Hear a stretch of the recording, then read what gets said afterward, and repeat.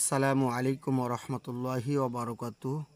কাছে কিংবা দূরে, দেশে কিংবা প্রবাসে যারা যেখান থেকে দেখছেন সকলকে জানাচ্ছি আজকের কোরআন শিক্ষার ২৭তম পর্ব থেকে সকলকে আন্তরিক মোবারকবাদ ও অভিনন্দন।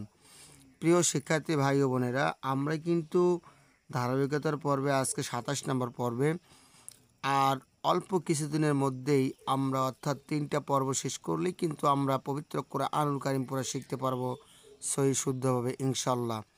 তো যাই হোক, কথা না বাড়িয়ে ২৭তম পর্ব আজকে এখনই শুরু করব। আর ক্লাসটি শুরু করার আগে এখনও পর্যন্ত যারা চ্যানেলটি সাবস্ক্রাইব করেননি তারা এখনই সাবস্ক্রাইব করে পাশে থাকুন। আর যারা আগে সাবস্ক্রাইব করেছেন তাদের জন্য রইল আন্তরিক অভিনন্দন ও মোবারকবাদ।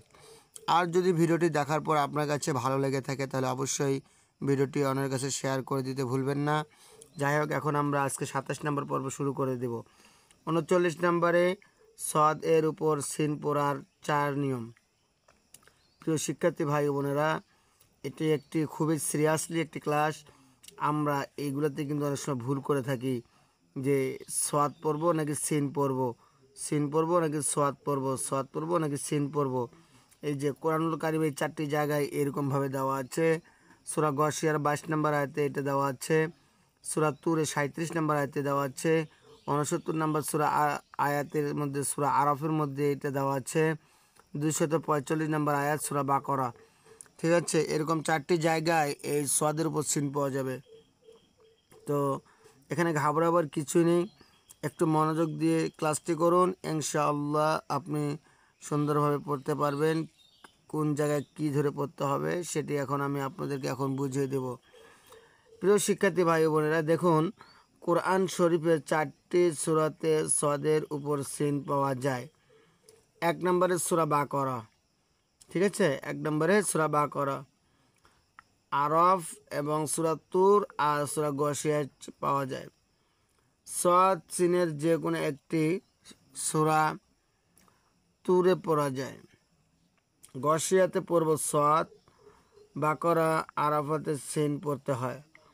সূরা বাকরা ইয়াবসুতু শব্দের সদের উপর সিন আছে, এইখানে সিন ধরে পড়তে হয়। অর্থাৎ সূরা বাকরাতে ইয়াবসুতু, এই যে এখানে যে সূরা বাকরা ইয়াবসুতু শব্দের উপরে সিন আছে, এখানে সিন ধরে পড়তে হবে। ঠিক আছে, এই হচ্ছে অবস্থা।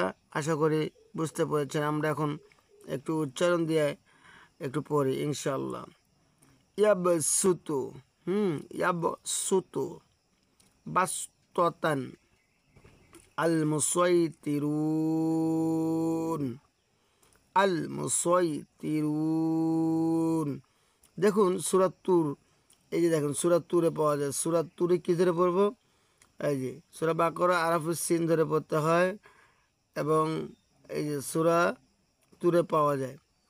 সদ সিনের যে কোনো একটি সূরা তুরে পাওয়া যায়।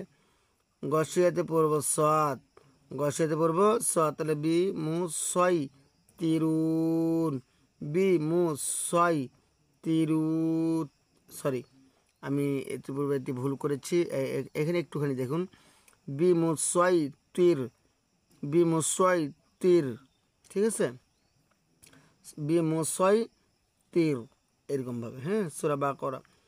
আচ্ছা, শব্দের তারপর দেখি সূরা বাকরা ইয়াবসুতু শব্দের উপর সিন আছে, এখানে সিন ধরে পড়তে হয়। ঠিক আছে, তাহলে সূরা বাকরা আমরা সিন ধরে পড়ব। যে কীভাবে পড়ব?